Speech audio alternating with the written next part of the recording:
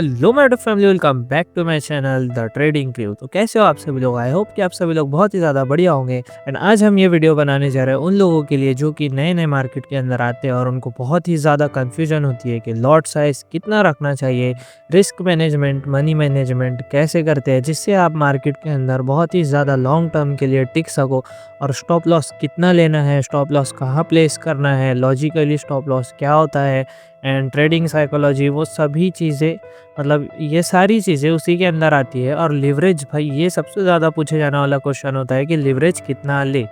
तो ये सारी चीज़ें हम आज के वीडियो में कवर करने वाले हैं। तो चलो आपको मैं एक एक करके सारी चीज़ें क्लियर कर देता हूँ। तो हमारा सबसे पहला टॉपिक है भाई लॉट साइज़। तो हमें कितनी लॉट साइज़ रखनी चाहिए, तो चलो मैं यहाँ पे अच्छे से एक्सप्लेन करता हूँ। लॉट साइज़ डिपेंड करती है आपके कैपिटल के ऊपर। जैसे अगर हम एक एग्जांपल ले कि अगर आपका कैपिटल है $1000 का, यहाँ पे सारी डॉलर्स में ही बात होगी, ठीक है, क्योंकि बिटकॉइन वगैरह सारी चीज़ें डॉलर्स में ही चलती है, तो अपन डॉलर्स में ही बात करेंगे। तो देखो, जैसे आपका कैपिटल अगर है एग्जांपल के लिए $1000 का, तो आपको इसके अंदर लॉट साइज़ रखना है आपके रिस्क के हिसाब से। अब इसके अंदर देखो सारी चीज़ें क्लियर हो रही है, रिस्क मैनेजमेंट भी और लॉट साइज़ भी। तो आपको आपके कैपिटल का 1% का रिस्क करना है। अब 1% कितना हो रहा है? $1000 का आप निकाल लो, $1000 का हो रहा है $10 रिस्क, मतलब 1%, और हमें 1% रिस्क करना है। अब यहाँ पे आपका फैक्टर काम आएगा रिस्क मैनेजमेंट का। तो देखो, अगर आप इसके ऊपर $1000 के ऊपर 10 का रिस्क ले रहे हो, ठीक है, तो आपका रिस्क टू रिवॉर्ड 1:2 अगर 2 का है, तो आप अगर एक भी ट्रेड विन करते हो तो आपको $20 का प्रॉफिट होगा, और अगर आप लूज़ करते हो तो $10 का लॉस होगा। लेकिन अगर आपका रिस्क रिवॉर्ड 1:3 का है, तो आपको डायरेक्टली $30 का प्रॉफिट होगा अगर आप विन करते हो। तो मतलब अगर आप तीन एसएल खाओगे, 3 एसएल भी अगर आप खाते हो, और आपका अगर एक ट्रेड, मतलब 4 ट्रेड में से अगर आपके 3 एसएल गए और एक ट्रेड भी प्रॉफिट में गया, तो आप वापस ब्रेक इवन पे आ जाओगे। ब्रेक इवन मतलब होता है वापस आपके $1000 हो जाएंगे। राइटिंग पे ज़्यादा ध्यान मत देना, आप सिर्फ सीखने पे ध्यान दो, तो आपके $1000 वापस से आ जाएंगे। आपको सबसे पहले ये करना है कि बिटकॉइन के अंदर और गोल्ड के अंदर और इथेरियम के अंदर, ये तीनों के अंदर मैं मतलब जो मेजर चीज़ें हैं उन तीनों के आपको कैलकुलेशन बता देता हूँ। जो अपना बिटकॉइन है उसमें अगर आप लॉट लेते हो 0.01, जो कि सबसे छोटा लॉट है, तो अगर आप इतना लॉट लेते हो और आपका बिटकॉइन के अंदर एंट्री पॉइंट से $1000 का मूव आता है, तो आपको $10 का पीएनएल में प्रॉफिट दिखेगा। मतलब अगर आपका $100 का मूव मेन बिटकॉइन में आता है, बीटीसी में, मेन एसेट में, तो आपका $1 का प्रॉफिट होगा और लॉस होगा 0.01 के ऊपर। इसी तरीके से अगर आपका एसएल होता है तो वो भी इसी तरीके से वर्क करेगा। जैसे अगर आपके अपोजिट में $100 का मूव आया बिटकॉइन के अंदर, तो आपका $1 का माइनस होगा। अगर 200 का मूव आया, 300 का मूव आया, तो आपका $3 का माइनस होगा। ऐसे ही चलते रहता है। और अगर आप जैसे जैसे इसको इंक्रीज़ करोगे, वैसे वैसे आपको ही मल्टीप्लाई करना है जितना आपका एसएल बन रहा है। सपोज़ अगर आपका एसएल बन रहा है $300 का, ठीक है, $300 का आपका एसएल बन रहा है, और आपका टारगेट बन रहा है $900 का, ठीक है, $900 का आपका टारगेट बन रहा है मेन बीटीसी में, ठीक है। तो और अगर आपने एंट्री की है 0.01 से, लॉट से, ठीक है, ये लॉट साइज है, एंड ये हो गया आपका एसएल, एंड ये हो गया आपका टारगेट, ठीक है। तो आपका ये हो गया है 1:3 का रिस्क टू रिवॉर्ड। कैसे समझ गए आप? ये आपका एसएल होगा जो कि होगा 1, और इसको अगर आप 3 से मल्टीप्लाई करो तो वो होगा 900। तो ये हो गया आपका 1:3 का रिस्क टू रिवॉर्ड। तो अगर आपका टारगेट आता है तो 0.01 लॉट से, इतने लॉट से आपका अगर टारगेट आता है जो कि है $900 का मेन बिटकॉइन में, ठीक है, तो आपका टोटल पीएनएल के अंदर जनरेट होगा $9। और अगर लॉस होता है, एसएल आता है, तो आपका जाएगा $3। और इसी तरीके से अगर आप क्वांटिटी बढ़ाते हो, 0.02 अगर लेते हो, 0.02 अगर आप लेते हो लॉट साइज, तो उसके अंदर इसको 2 से मल्टीप्लाई कर देना है। जैसे अगर आपका टारगेट आ रहा था 9 का, तो आपका टारगेट आएगा 18 का, और एसएल होगा 6 का। आपको बस इसी तरीके से मल्टीप्लाई करते हुए कैलकुलेट कर कर चलना है और ऐसे ही आप करते रहोगे तो थोड़े दिन में आपको काफ़ी ज़्यादा अच्छे से पता चल जाएगा कि कैसे हम लॉट साइज़ मैनेज करें और रिस्क कैसे हमारा मैनेज करें। अब बात आती है कि एसएल कैसे डिसाइड करना है, तो आपको जो अभी मैंने बताया कि अगर आपका $1000 का कैपिटल है तो आपको इसका 1% का एसएल लेना है, रिस्क लेना है। मतलब 1% इसका हो रहा है $10, तो आपको $10 का रिस्क एक ट्रेड में लेना है और अगर आपका $10 एक ट्रेड में चला जाता है तो अगले ट्रेड में भी आपको 10 ही लेना है। ऐसा नहीं कि बहुत ही अच्छा ट्रेड मिल रहा है तो आप 20 ले रहे हो या फिर 30 ले रहे हो। ऐसे से आपका रिस्क रिवॉर्ड बहुत ही ज़्यादा बेकार हो जाएगा, जो कि आपको लॉन्ग टर्म के लिए सस्टेन नहीं करने देगा और आपका कैपिटल जल्दी वाइप आउट हो जाता है। अब कुछ लोग बोलेंगे कि भाई $1000 का कैपिटल है तो मैं अगर इस बार $100 भी रिस्क करता हूँ तो मैं अच्छा खासा प्रॉफिट इसके ऊपर जनरेट कर पाऊँगा अगर मेरा टारगेट आता है। 1:3 का भी अगर देखें तो $300 का टारगेट आएगा। लेकिन आप अगर $100 के 10 ट्रेड मार दोगे और 10 ट्रेड में एसएल चले गए तो आपका कैपिटल पूरा लॉस हो जाएगा। लेकिन अगर आप $10 का ट्रेड मार रहे हो, मतलब $10 का रिस्क ले रहे हो, तो आप 100 ट्रेड मार सकोगे। तो 100 ट्रेड में और 10 ट्रेड में कितना ज़्यादा फ़र्क है आप खुद ही सोच लो। और अगर आपके 100 ट्रेड में से 50 भी ट्रेड एसएल लेते हैं एंड 50 ट्रेड आपके टारगेट लेते हैं 1:3 के रिस्क टू रिवॉर्ड से, अगर आपके 50 ट्रेड आपके अपोजिट में जा रहे हैं $10 से, तो देखो ये कितने होंगे, ये हो जाएंगे $500।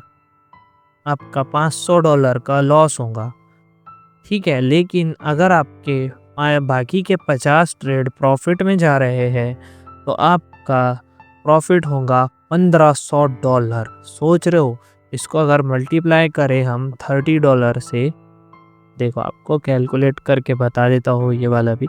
इसको अगर कैलकुलेट करें, अरे भाई आजा, इसको अगर कैलकुलेट करें $30 से, अगर $30 का टारगेट रहा आपका, ठीक है, तो $30 के टारगेट के हिसाब से आपके हो रहे हैं 1500 और ये माइनस कर दो इसमें से, तो आपका फाइनल आंसर जो है इसका निकल कर आ रहा है $1000। आपका ओवरऑल $1000 का प्रॉफिट होगा। तो ये है रिस्क मैनेजमेंट। अगर आप इस तरीके से कैलकुलेट करके चलोगे तो आप लॉन्ग टर्म के अंदर बहुत ही ज़्यादा अच्छा पैसा कमा सकते हो और मार्केट में बहुत ही ज़्यादा दिनों तक टिक सकते हो। एंड ये अगर मुझे कोई पहले बता देता, समझा देता, तो मैं शायद जितना लॉस किया हो उतना लॉस भी नहीं करता। और बात अगर बताऊँ आपको इसकी 1:2 वाले की, 1:2 रिस्क टू रिवॉर्ड वाले की, ठीक है। तो अगेन आपको बता दूं कि अगर आप 50 यहाँ पर भी लॉस कर रहे हो, 50 मतलब 50 ट्रेड आप लॉस कर रहे हो तो वही हो गया आपका 500। एंड अगर आप 1:2 से मतलब 20 का टारगेट लेकर 50 ट्रेड में प्रॉफिट कर रहे हो तो यहाँ पर आपका टारगेट आएगा $1000 का। और अगर आप इसमें से माइनस कर दो तो भी आप 500 के प्रॉफिट में होंगे। इसी को बोलते हैं रिस्क मैनेजमेंट। अगर आप ये कंट्रोल नहीं करके चल रहे हो तो आपका अकाउंट ब्लो होने वाला है।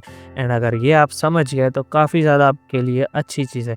अब मैं आपको बता दूं कि जो अपना एसएल फिक्स करना है, जो कि अपना थर्ड पॉइंट है, ठीक है। तो अपना एसएल आपको बिटकॉइन के अंदर अगर आप बिगिनर हो तो आप लाइव वगैरह ही देख कर ले रहे हो। बाकी अगर मैं वैसे बताऊँ तो आपका $300 $400 का एसएल बनता है। ये भी काफ़ी ज़्यादा है, लेकिन मैं आपको बता रहा हूँ इतना इतना एसएल बनता है मेन एसेट के ऊपर, ठीक है। तो अगर आप इसको 0.01 से ट्रेड कर रहे हो तो आपका होगा $3 से $4, $3 से $4 का आपका एसएल बनेगा। एंड टारगेट आपका बनेगा 1:3 से अराउंड 9 से 12 का, ठीक है। इतना आपका टारगेट बनेगा। और अगर आप 0.02 से इसको 0.02 लॉट साइज से ट्रेड कर रहे हो तो ये सीधे ही डबल हो जाएगा। मतलब आपका 6 से 8 का एसएल बनेगा, 6 से 8 का आपका एसएल बनेगा और टारगेट भी आपका डबल हो जाएगा। मतलब आपका टारगेट बनेगा फिर 9 से 12 का जो बन रहा था, अब आप इसको 3 से मल्टीप्लाई कर लो। मतलब 1:3 के रिस्क टू रिवॉर्ड के हिसाब से आपको चलना है तो वो ज़्यादा अच्छा होगा। वैसे 1:2 का भी बहुत सारे लोग करते हैं, लेकिन मैं तो 1:3 का ही करता हूँ और वही प्रेफर करूँगा अगर आप बिगिनर हो तो, क्योंकि वो सबसे ज़्यादा अच्छा होता है। और अगर आपको ये समझ नहीं आया तो कमेंट में और बता देना, फिर मैं हर एक चीज़ की सिंगल वीडियो बना दूँगा। तो हमारा risk management, lot size management यहाँ पर आपको क्लियर हो चुका है। एंड अभी रही गोल्ड वालों की बात, ठीक है? तो गोल्ड वालों के लिए भी 0.01 हमारा जो है सबसे छोटा लॉट साइज़ होता है गोल्ड के अंदर। और अगर आप मेन एसेट के ऊपर ट्रेड कर रहे हो गोल्ड के अंदर, तो उसमें 0.01 लॉट में अगर आपका गोल्ड, ये जो यहाँ पर वैल्यू लिखी होती है ना, इसमें अगर आपका गोल्ड $1 चलता है, जो कि होते हैं $1 होते हैं 10 पिप्स, ठीक है? यहाँ पे पिप्स का भी कंसेप्ट आप सीख लो। $1 होते हैं 10 पिप्स, $10 होते हैं 100 पिप्स एंड $100 होते हैं 1000 पिप्स। तो यहाँ पर पिप्स का भी आप कंसेप्ट सीख लो। यहाँ पे बहुत ही ज़्यादा सिंपल वे में आपको मैंने समझा दिया है। बाकी लोग कैसे समझाते हैं वो नहीं पता, लेकिन मैंने आपको बहुत ही ज़्यादा सिंपल वे में समझा दिया है। तो देखो, अगर आप ट्रेड लोगे गोल्ड के अंदर 0.01 लॉट से, तो आपका अगर $1 का मूव आता है जो कि है 10 पिप्स, तो आपका पीएनएल के अंदर भी $1 का मूव दिखेगा। तो गोल्ड के अंदर काफ़ी ज़्यादा आपको छोटे से ही मूवमेंट के अंदर बहुत ज़्यादा आपका पीएनएल अप डाउन हो सकता है, माइनस प्लस में जा सकता है, क्योंकि गोल्ड इससे ज़्यादा कम गोल्ड के अंदर मिलता नहीं है लॉट। एंड वोलेटिलिटी गोल्ड के अंदर बहुत ही ज़्यादा हाई होती है। तो मैं तो बोलूँगा कि अगर आप बिगिनर हो या फिर आप कोई स्ट्रेटजी टेस्ट कर रहे हो, तो पहले अच्छे से अपने आप को रेडी कर लो इस चीज़ के लिए कि आप अच्छे से ट्रेड कर सकते हो या नहीं कर सकते हो। और मेन बात जो आती है वो है गाइस, आपको मैं बता दूँ कि आप अगर लॉस लेने के लिए रेडी नहीं हो, तो आप मार्केट में कभी भी पैसा नहीं बना सकते। जैसे कि मैंने आपको बताया, अगर आपके अकाउंट में $1000 है और आप बनाना चाहते हैं $30 भी, तो आपको $10 का एसएल एक्सेप्ट करना होगा। आपको एंट्री करने के टाइम ये सोच लेना होगा कि या तो $10 चले जाएंगे या तो $30 लेकर रहूँगा। इसी माइंडसेट के हिसाब से आपका जो है ट्रेडिंग जर्नी कंटिन्यू रहेगा। वरना अगर आप कैसे भी बस दलाल से किधर भी एंट्री पंच कर रहे हो, कितना भी एसएल ले रहे हो, कितने भी टारगेट ले रहे हो अपने हिसाब से, तो वो कोई काम की बात नहीं रहेगी। सिर्फ गैम्बलिंग के टाइप हो जाएगा और कुछ दिन में आप मार्केट से बाहर हो जाओगे। तो आपको 1:3 या 1:2 लेकर चलना है। एंड बाकी के जितने भी आपके क्वेश्चंस हैं वो मुझे बता देना। और चलो अभी आते हैं अपने लिवरेज के ऊपर कि लिवरेज कितना लेना चाहिए। तो भाई ये भी आता है लॉट साइज़ के ऊपर। अब आपका अगर 1000 का कैपिटल है, जो कि हमारा अभी एग्जांपल में चल रहा है, तो अगर आप इस पर 100x का लिवरेज लेते हो, तो ये डायरेक्टली हो जाएगा $1,00,000, ठीक है? लेकिन आप $1,00,000 इसको बना दोगे 100x लेकर लिवरेज, ये $1,00,000 का आप एसेट में ट्रेड कर सकते हो। लेकिन जब आप रेडी ही नहीं हो अपना $100 का लॉस करवाने के लिए, तो आप फिर इतना बड़ा कैपिटल लेकर करोगे क्या? और अगर आपका लॉस होता है, ये जो $100 है, अगर आप मतलब 1,00,000 कर दोगे और अगर आपका इसका 1% भी आप देखो तो $100 होगा, लेकिन आपके कैपिटल का तो वो 10% हो रहा है, जो कि बहुत ही ज़्यादा है।